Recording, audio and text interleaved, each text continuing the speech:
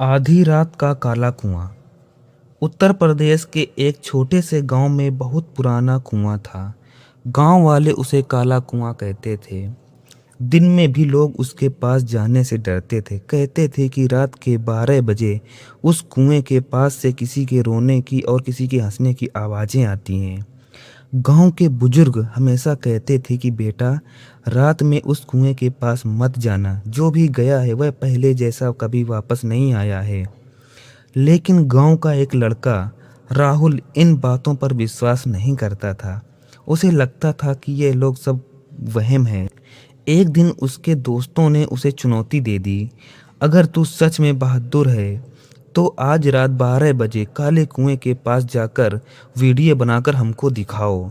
राहुल ने यह शर्त मंजूर कर ली। रात के 11:30 बजे वह अपना मोबाइल, टॉर्च और कैमरा लेकर अकेले निकल पड़ा। पूरे गांव में सन्नाटा था। हवा बहुत ठंडी चल रही थी।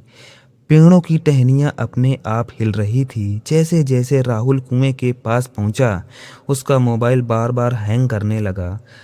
टॉर्च की रोशनी कभी तेज होती थी तो कभी धीम। घड़ी में ठीक 12 बजे अचानक चारों तरफ अजीब सी शांति छा गई। एकदम से कुएं के अंदर से किसी औरत के रोने की आवाजें आने लगी। बचाओ, मुझे बाहर निकालो। राहुल ने हिम्मत करके टॉर्च कुएं के अंदर डाली। नीचे सिर्फ काला अंधेरा था। लेकिन कुछ सेकंड बाद उसे लगा कि नीचे कोई सफेद कपड़ों में खड़ा है। उसने कैमरा जूम किया। जैसे ही स्क्रीन साफ हुई, वहां कोई नहीं था। राहुल ने राहत की सांस ली। तभी उसने पीछे किसी के धीरे से कहा, मुझे ढूंढ रहे हो? राहुल का पूरा शरीर कांप गया। उसने पीछे तुरंत देखा लेकिन वहां कोई नहीं था। उसकी सांसें तेज हो गई। तभी उसके मोबाइल पर अपने आप रिकॉर्डिंग चालू हो गई। स्क्रीन पर पीछे किसी सफ़ेद साड़ी वाली औरत की परछाई साफ दिखाई दे रही थी।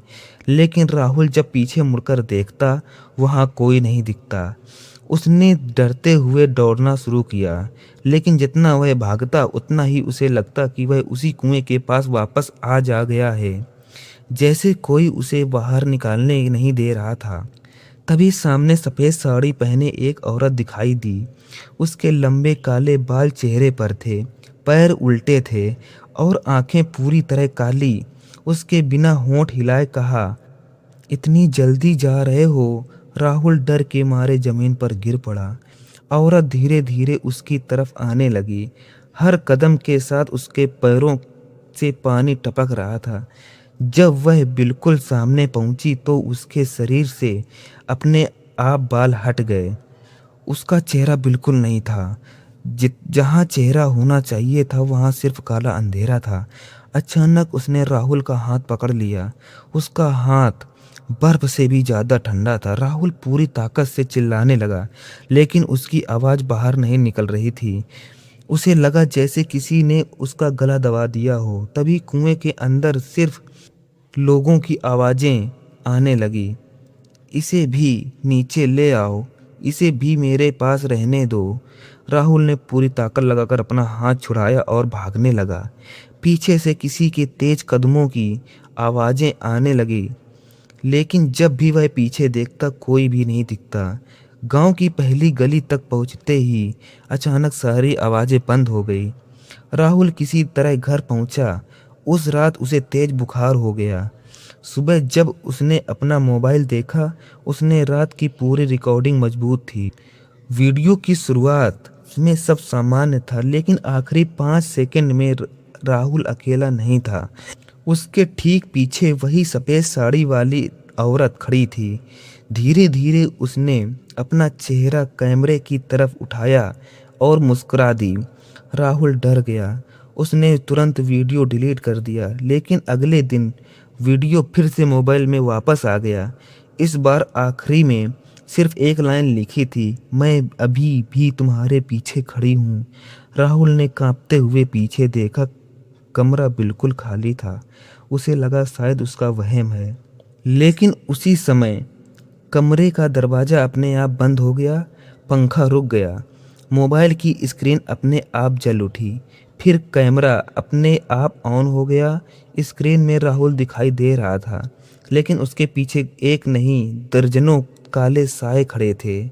सबकी आंखें चमक रही थी और बीच में वही बिना चेहरे वाली औरत खड़ी थी। इस बार उसने पहली बार जोर से हंसना शुरू किया। अपनी पूरी कमरे में गूंजने लगी। मोबाइल अचानक बंद हो गया। कमरे की लाइटें चली गई। पूरा कमरा अंधेरे से डूब गया। कुछ सेकंड बाद राहुल की जोरदार चीख पूरे कमरे में सुनाई दी। जब परिवार वाले दरवाजा तोड़कर अंदर घुसे तो कमरे में कोई भी नहीं था। सिर्फ राहुल का मोबाइल जमीन पर पड़ा था।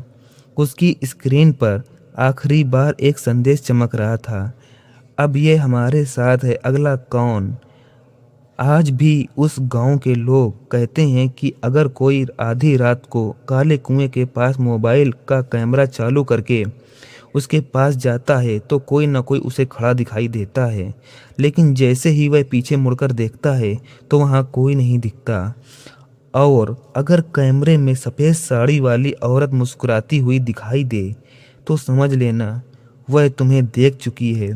उसके बाद कोई भी इंसान पहले जैसा नहीं रहता।